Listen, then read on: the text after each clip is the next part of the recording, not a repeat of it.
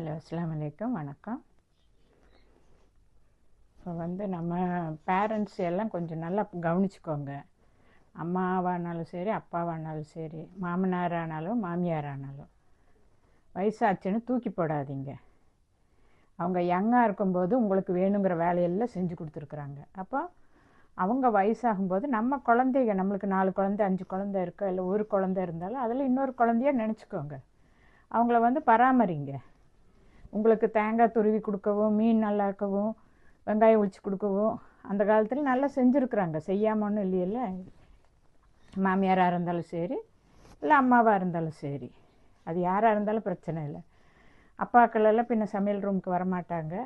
சிலவங்க ஹெல்ப் பண்ணுவாங்க, ஏதோ துணி காய போடுறது அந்த மாதிரியெல்லாம் செய்கிறவங்களும் இருக்கிறாங்க, இல்லைன்ட்டு இல்லை. பட் அவங்க நல்லா இருக்கும்போது உங்களுக்கு ஹெல்ப் பண்ணியிருக்காங்கங்கிறது எப்போ ஞாபகம் வச்சுக்கோங்க. இன்றைக்கி நீங்கள் நல்ல ஆரோக்கியமாக இருக்கிறீங்க, உங்கள் குழந்தைங்க நல்லா இருக்குங்கிறதுனால அவங்க இப்போ ஒரு ரூம்லேயே இருக்கிறாங்க, அவங்களால ஒன்றும் வேலை செய்ய முடியலைங்கிறதுக்காக தூக்கி போடாதீங்க, மதிக்காமல் இருக்காதீங்க. அவங்க என்றைக்கும் நம்ம ஒரு குழந்தையான்னு நினச்சி அவங்கள பார்த்துக்கணும். இன்னும் எத்தனை காலம் அவங்க இருக்க போகிறாங்க, இருக்கிற கொஞ்சம் காலத்தை நம்ம பராமரிக்கணும். அவங்கள இருக்கும், வயசானா யூரின் போயிடும், அவங்களுக்கு ஞாபக சக்தி இருக்காது, எல்லாம் ஆகும். இப்போ நானும் வயசாகுவேன், எனக்கும் அந்த மாதிரி இதெல்லாம் வரும், பிரச்சனையெல்லாம் வரும். இப்போ நான் ஆரோக்கியமாக இருக்கிறேன், நான் செஞ்சு கொடுக்குறேன்னு எல்லாம் உட்காந்து சாப்பிட்டுட்டு என்னால் முடியலன்னு என்னை தூக்கி வீசிடுறதா? அந்த மாதிரி பண்ணாதீங்க. அது நாளைக்கு உங்களுக்கும் அந்த நிலமை வருங்கிறத ஞாபகம் வச்சுக்கோங்க. அது அம்மாவானாலும் சரி, மாமியாரானாலும் சரி, அப்பாவானாலும் சரி, மாமனாராக இருந்தாலும் சரி, இல்லை கூட பிறந்தவங்களாக இருந்தாலும் பரவாயில்ல, யாராக இருந்தாலும் வயசு வரும்போது அவங்கள கவனிக்கிறது மெயின். அவங்கக்கிட்ட பணம் இருக்குது இல்லை அதை நினச்சி பார்க்காதீங்க. மனுஷனா மதிங்க. அவங்கக்கிட்ட காசு இருந்தால் மட்டும் அவங்கள பார்க்கறது, அவங்கக்கிட்ட இருக்கிற காசு எல்லாம் வாங்கி போட்டு எல்லாம் தீர்ந்த உடனே தூக்கி வீசுறது, இந்த மாதிரியெல்லாம் பண்ணாதீங்க.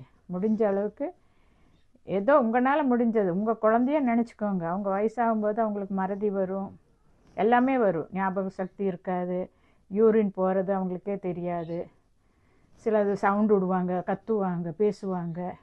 இப்போ நம்ம குழந்தை கத்தும்போது நம்ம என்ன பண்ணுறோம்? சிலதெல்லாம் சகிச்சுட்டு நம்ம தூக்கி வீசிடுறோமா, அடுத்த வீட்டில் கொடுத்துட்றோமா குழந்தைய? இல்லை, நம்ம தானே பார்க்குறோம். என்ன ஆனாலும் நல்லதா கெட்டதோ குழந்தைய நம்ம 2 அடி அடித்து நம்ம தானே வச்சு பார்க்குறோம்.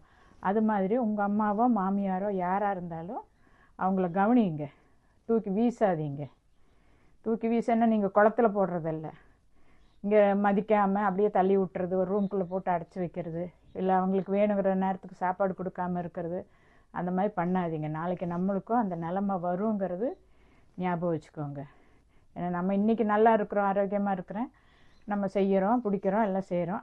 நாளைக்கு நம்மளும் அம்மாவாக வயசாகும், இல்லை மாமியாராக வயசாகும், ஏதோ ஒரு கண்டிஷனில் நம்மளுக்கு வயசு ஆகுங்கிறத நினப்பில் வச்சுக்கோங்க. இது சொல்கிறதுக்காக தான் இன்றைக்கி டாபிக் எடுத்து ரொம்ப நாள் ஆச்சு பேசி. எல்லோரும் கேட்குறாங்க ஏன் வாய்ஸ் விடுறது இல்லைன்னு. இன்றைக்கி அதுக்காக தான் போட்டிருக்கிறேன். ஓகே, தேங்க்யூ, பாய்.